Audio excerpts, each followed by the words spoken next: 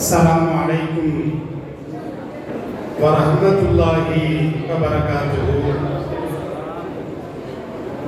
الحمد لله والصلاة والسلام على رسول الله وعلى آله وأصحابه عباد الله، أما بعد. فقد قال الله تعالى في كلامه القديم الفرقان المجيد: أعوذ بالله من الشيطان الرجيم، بسم الله الرحمن الرحيم. فمن شهد منكم الشهر فليصم.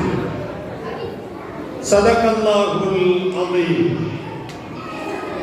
قال النبي صلى الله عليه وسلم: من صام رمضان إيمانا واحتسابا غفر له ما تقدم من ذنبه. صدق النبي صلى الله عليه وسلم. அளவற்ற அருளாளன், நிகரற்ற நிறைந்த அன்பாளன், எல்லாம் அல்ல அல்லாஹ்வின் திருப்பெயரை போற்றி அகில உலகத்திற்கு அற்கொடையாக அருளப்பட்ட அண்ணல் நபிகள் நாயகம் ஸல்லல்லாஹு அலைஹி வஸல்லம் அவர்களை போற்றி எனது சிறிய வாழ்த்துரையை நான் ஆரம்பம் செய்கிறேன். நான் இங்க பேச வரணும்னு நினைச்சு வரல. அன்பு சகோதரர் ஜமால் ஹசரத் அவர்களுடன் நானும் வந்தேன்.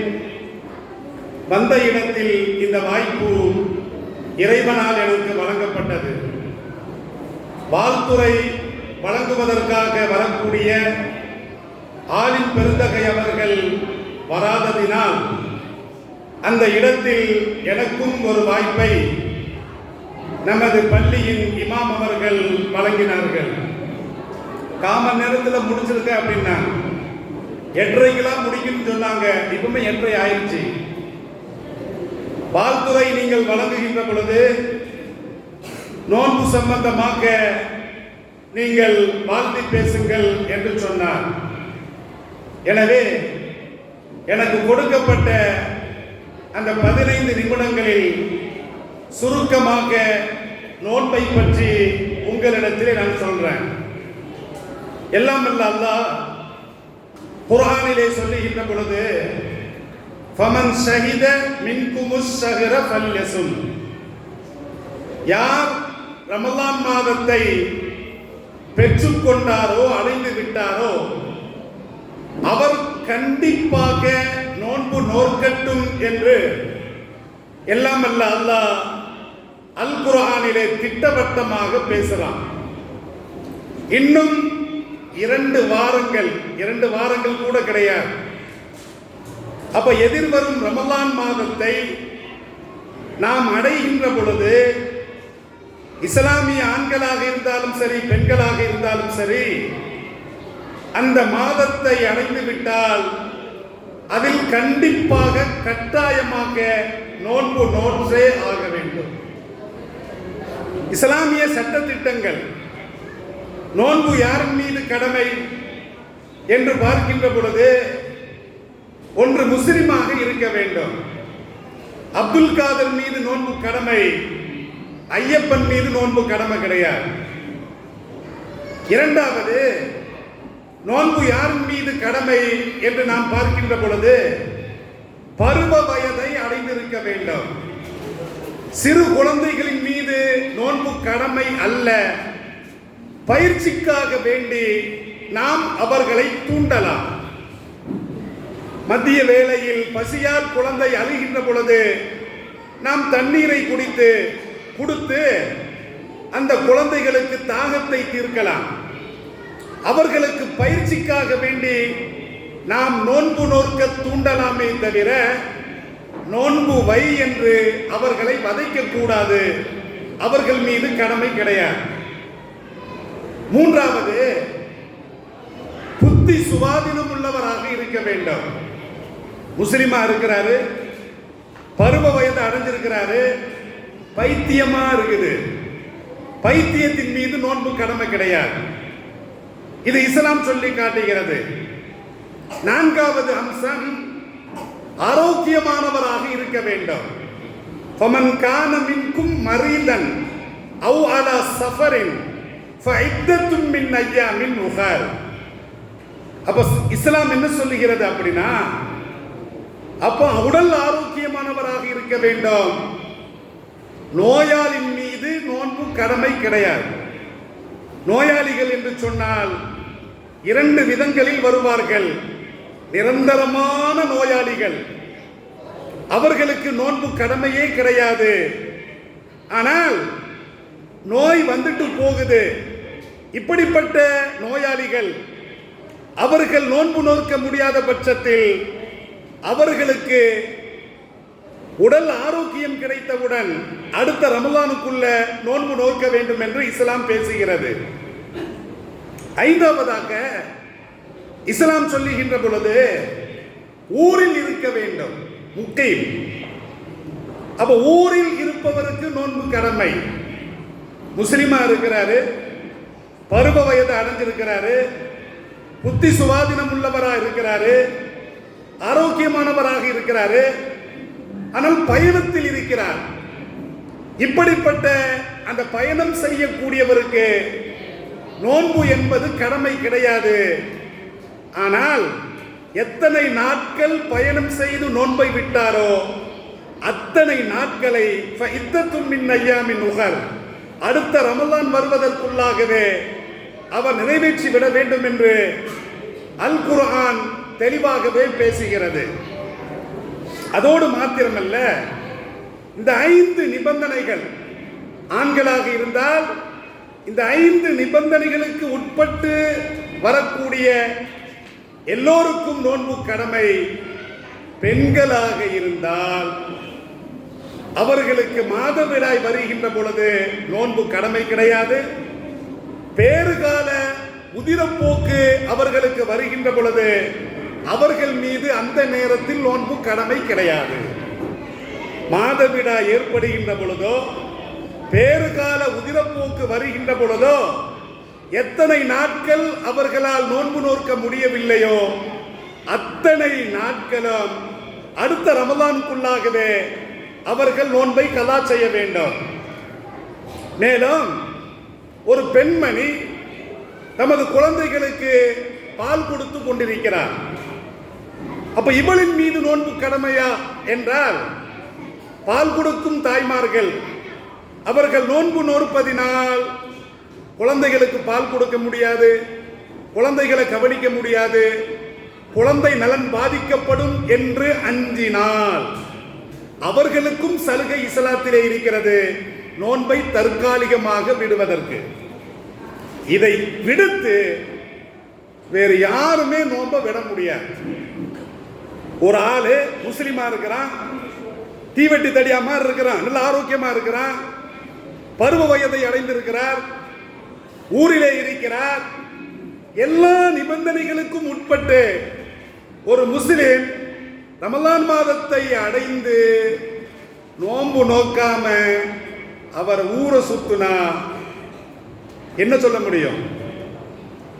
எண்ணி மிக்கவர்களை சிரித்து பாருங்கள். எல்லா அம்சங்களும் இருக்கிறது, இருந்து நோன்பு வைக்கலனா ஒருவேளை அவருக்கு மாதவிடாய் வருகிறதோ, மாதவிடாய் வரக்கூடிய பெண்களுக்கு தான் நோன்பை விட அனுமதி. அப்ப இஸ்லாமிய ஆண்கள் இந்த 5 நிபந்தனைகளுக்கு உட்பட்டு நீங்கள் ரமலான் மாதத்தை அடைந்தால் நீங்கள் கண்டிப்பாக கட்டாயமாக நோன்பு நோற்றை ஆக வேண்டும் என்று இஸ்லாம் சொல்லி காட்டுகிறது. ஏனென்று சொன்னால், ரமலானுடைய ஒரு நோன்பை தகுந்த காரணமின்றி ஒருவர் விட்டால் ஆயுள் முழுவதும் அந்த விட்ட நோன்புக்காக வேண்டி அவர் நோன்பு நோற்றாலும் அந்த ஒரு நோன்புக்கு நிகராக அமையாது என்பதனை எம் பெருமான் ஸல்லல்லாஹு அலைஹி வஸல்லம் அவர்கள் தெளிவாகவே சொல்லி காட்டுவார்கள். அப்ப அருமையான தாய்மார்களே, அன்பு சகோதரர்களே, பெரியோர்களே, எதிர்வரக்கூடிய ரமலானுக்காக வேண்டி நாம் இப்பொழுது தயாராக இருப்போம். ஏன் அப்படின்னா, ரமலான் என்பது நன்மைகளின் ஊற்று. ரமலான் மாதம் என்பது நன்மைகளின் ஊற்று, நன்மைகளின் கேந்திரம், நன்மைகளின் கிடங்கு.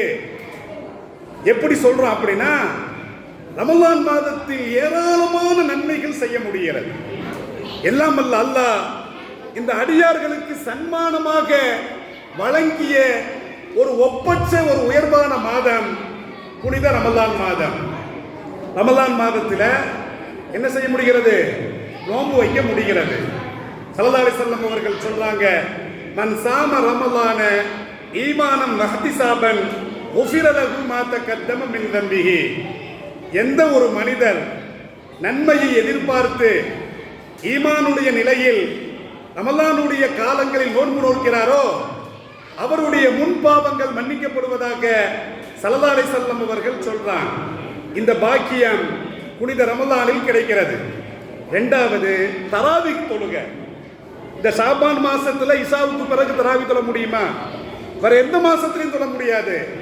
புனித ரமலான் மாதத்தில் மாத்திரம்தான் தொழ முடியும். ஸல்லல்லாஹு அலைஹி வஸல்லம் அவர்கள் சொல்றாங்க, மன் காம ரமலான ஈமானம் வஹ்திசாபன் குஃபிர லஹு மா தகத்தம மின் தம்பிஹி. எந்த ஒரு மனிதர் ரமலானுடைய இரவு காலங்களில் சிறப்பு தொழுகையான தராவிக் தொழுகையை தொழுகிறாரோ அவர் முன் செய்த பாவங்கள் மன்னிக்கப்படுவதாக நபி ஸல்லல்லாஹு அலைஹி வஸல்லம் அவர்கள் சொல்றாங்க. இரண்டாவதா, மூன்றாவது, ரமலான்ல ஐங்கால தொழுகைகள். ஐங்கால தொழுகைகள் வருகிறது. ஒரு நேர தொழுகைக்கும் மறு நேர தொழுகைக்கும் நாம் தொடராக தொழுதால் இந்த தொழுகையே சிறு பாவங்களுக்கு பரிகாரமாக அமைவதாக ஸல்லல்லாஹு அலைஹி வஸல்லம் அவர்கள் சொல்றாங்க. ரமலான்ல 4 ஜும்மாக்கள் இருக்கிறது. ஒரு ஜும்மா மறு ஜும்மாவில் இருந்து நாம் பேணுதலாக தொழுதால் இடைப்பட்ட காலங்கள் நிகழக்கூடிய சிறு பாவங்களுக்கு பரிகாரமாக அமைகிறது. ரமலான்ல சஹர் நேரம் இருக்கிறது. அந்த நேரத்தில் தஹஜ்ஜத் தொழுகை இருக்கிறது. தஹஜ்ஜத் நல்லோர்களின் பழக்கமாக இருக்கிறது. தஹஜ்ஜத் தொழுகின்ற பொழுது பாவங்களுக்கு பரிகாரமாக அமைகிறது. மற்ற காலங்களில் தொழலாம், தொழ வாய்ப்பு கிடைக்காது. அதோடு மாத்திரமல்ல, இஃப்தாருடைய சமயத்தில் நாம துவா கேட்கிறோமா இல்லையா, அந்த துவா மறுக்கப்படாது. இப்படி ரமலானில் நாம் பார்க்கின்ற பொழுது, ரமலான்ல கடைசி 10 லைலத்துல் கத்ர் இருக்கிறது. ஸல்லல்லாஹு அலைஹி வஸல்லம் அவர்கள் சொல்றாங்க, மன் காம லைலத்துல் கத்ரி ஈமானன் வஹ்திசாபன் குஃபிர லஹு மா தகத்தம மின் தம்பிஹி.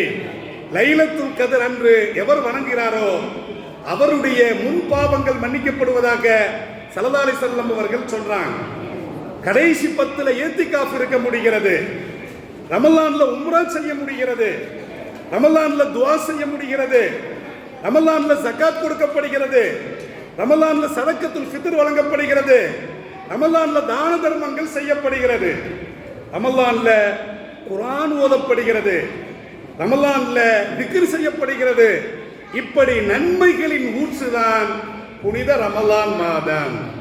குறிப்பாக ரமலான்ல பகல் காலங்களில் நோன்பு வையுங்கள், இரவு நேரங்களில் தராவி தொழுங்கள், தஹஜ்ஜத் நேரத்தில் தஹஜ்ஜத் தொழுங்கள். அப்ப சஹர் நேரத்திலும் இஃப்தார் நேரத்திலும் அல்லாஹ்விடத்தில் துஆ செய்யுங்க. எல்லா அமல்களும் செய்யுங்க. ஈத்திகாஃப் இருங்க. பெண்கள் ஈத்திகாஃப் இருக்கலாம். ஸல்லல்லாஹு அலைஹி வஸல்லம் அவர்கள் அனுமதி தந்திருக்கிறாங்க. குறிப்பாக குர்ஆன் ஓதக்கூடிய மாதம் தான் ரமலான் மாதம். ஏனென்று சொன்னால் ஸல்லல்லாஹு அலைஹி வஸல்லம் அவர்கள் தமது கடைசி காலத்தில் ரமலான்ல 2 குர்ஆனை முடிச்சாங்க. இமாம் ஷாஃபி ரஹ்மத்துல்லாஹி அலைஹி அவர்கள் ஒவ்வொரு ரமலானிலும் 2 குர்ஆன் முடிப்பாங்க. ஒரு நாள்ல ரமலானுடைய ஒவ்வொரு நாளிலும் 2 குர்ஆனை. அப்ப ஒரு மாசத்துல 60 குர்ஆன் முடிப்பாங்க. உஸ்மான் ரலியல்லாஹு அன்ஹு அவர்கள் ரமலான்ல ஒரு நாளைக்கு ஒரு குர்ஆனை ஓதுவாங்க. இப்படி ரமலான் குர்ஆன் ஓதுவதற்கு ஏற்ற மாதமாக இருக்கிறது. எனவே எனக்கு வழங்கப்பட்ட 1 நிமிஷம் தான் இருக்குது, நான் நிறைவுக்கு வந்து விடுகிறேன். புனித ரமலான் மாதம் நன்மைகளின் ஊற்றாக இருக்கிறது. அதோடு மாத்திரமல்ல, நீங்கள் குர்ஆனையும் அதிகமாக ஓதுங்கள். எல்லாம் அல்ல அல்லாஹ் ரமலானில் நாம் செய்யக்கூடிய அதற்காக வேண்டி உழைக்கக்கூடிய மக்களாக எல்லாம் அல்ல அல்லாஹ் நம்மை ஆக்கி அருள் புரிவானாக. வாய்ப்புக்கு நன்றி. வாஹிர் தஹவானா அனில் ஹம்துலில்லாஹி ரப்பில் ஆலமீன்.